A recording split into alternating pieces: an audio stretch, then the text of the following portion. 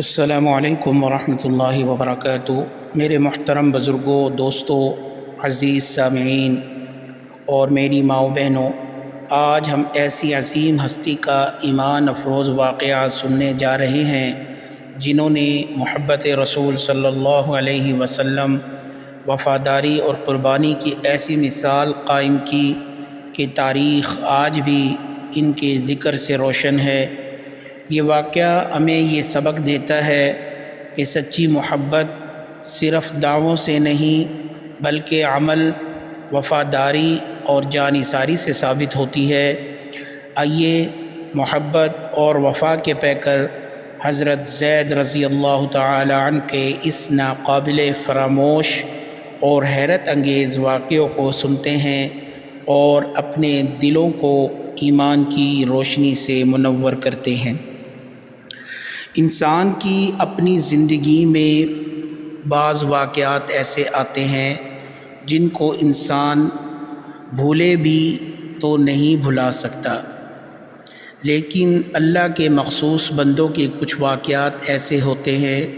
جو انسانی زندگی میں تغیر و تبدل کا ذریعہ بن جاتے ہیں، جو ہمارے اس دور میں بھی ممکن ہے کہ کسی نہ کسی مسلمان کے لیے مشعل راہ بن سکے، اور وہ مسلمان دینی حمیت و غیرت کے لیے کارآمد ہو جائے۔ ہر مسلمان جو عاقل و بالغ وہ جانتا اور سمجھتا بھی ہے کہ ہمارے رسول اللہ صلی اللہ علیہ وسلم کی ذات گرامی سے محبت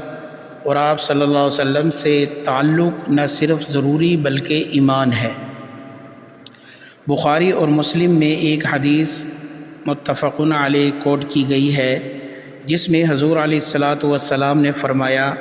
مجھے اس ذات کی قسم ہے جس کے قبضے میں میری جان ہے، تم میں سے کوئی آدمی بھی مومن نہیں ہو سکتا جب تک میں اس کے نزدیک محبوب ترین نہ ہو جاؤں، اس کے والدین، اس کی اولاد، حتیٰ کہ ساری انسانیت سے۔ حدیث کا مطلب صاف ظاہر ہے کہ رسول اللہ صلی اللہ علیہ وسلم کی محبت ایمان کی علامت ہے۔ اگر حضور علیہ السلام سے محبت ہے تو ایماندار ہونا ممکن ہے۔ اگر حضور صلی اللہ علیہ وسلم سے اس درجے کی محبت نہیں ہے جس کا تقاضا شریعت نے کیا ہے تو پھر ہر مسلمان کو اپنا ایمان تلاش کرنا چاہیے، اس پر غور کرنا چاہیے کہ ایمان ہے بھی یا نہیں۔ دین میں بھی اللہ تعالیٰ نے ارشاد فرمایا، النبی اولیٰ بالمؤمنین من انفسہم، کہ نبی علیہ السلام عزیز ترین ہیں ایمان والوں کو اپنے نفسوں سے، یعنی ایمان والوں کا اپنے نفسوں پر، اپنی جانوں پر خود اس قدر حق نہیں ہے جس قدر کہ ان کی جانوں پر نبی علیہ السلام کا حق ہے۔ یہی وجہ ہے کہ علماء نے لکھا ہے کہ دنیا میں جتنی بھی نیکیاں معرض وجود میں آئی ہیں، بے شک وہ نیکیاں ضرور باعث اجر ہیں، لیکن سب سے اہم اور اللہ کے نزدیک سب سے پسندیدہ نیکی ناموس مصطفیٰ، عظمت مصطفیٰ اور تقدس مصطفیٰ صلی اللہ علیہ وسلم کی حفاظت کرنا ہے۔ اگر مومن حضور علیہ السلام کی عظمت کے لیے اپنی جان کا نذرانہ پیش کرنے میں تعمیل کرتا ہے یا سوچتا ہے تو پھر ایسا ایمان کمزور ایمان ہے، بے ثمر ایمان تو ہو سکتا ہے، بار آور ایمان نہیں ہو سکتا۔ اگر صرف نماز پڑھنا، تلاوت کرنا، ذکر کرنا، تہجد پڑھنا، تبلیغ کرنے کا نام ایمان ہوتا تو نبی علیہ السلام صحابہ کی مقدس جماعت کو یہ نہ فرماتے کہ تم میں سے کوئی آدمی مومن نہیں ہو سکتا، اس لیے کہ حضور صلی اللہ علیہ وسلم کے صحابہ نمازی بھی تھے، غازی بھی تھے، تبلیغی بھی تھے، محدث بھی تھے، تہجد گزار بھی تھے، اور محبت رسول صلی اللہ علیہ وسلم کے آثار بھی بدیہی نظر آتے تھے، لیکن حضور علیہ الصلاۃ والسلام نے صحابہ سے پھر بھی فرمایا کہ مجھ سے زیادہ محبت کسی بھی دیگر کے ساتھ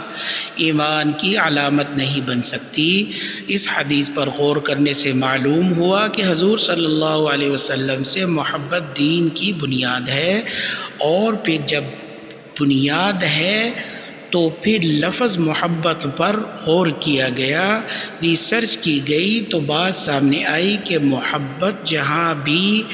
کار فرما ہوتی ہے، جس شخص یا جس چیز سے انسان کو محبت ہوتی ہے وہ اس کو دنیا کی ہر چیز پر ترجیح دیتا ہے،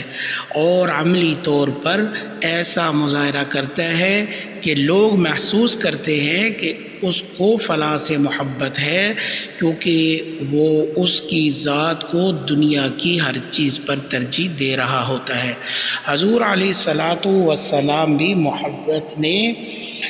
اسی معیار کا مطالبہ ہر مومن سے کیا ہے،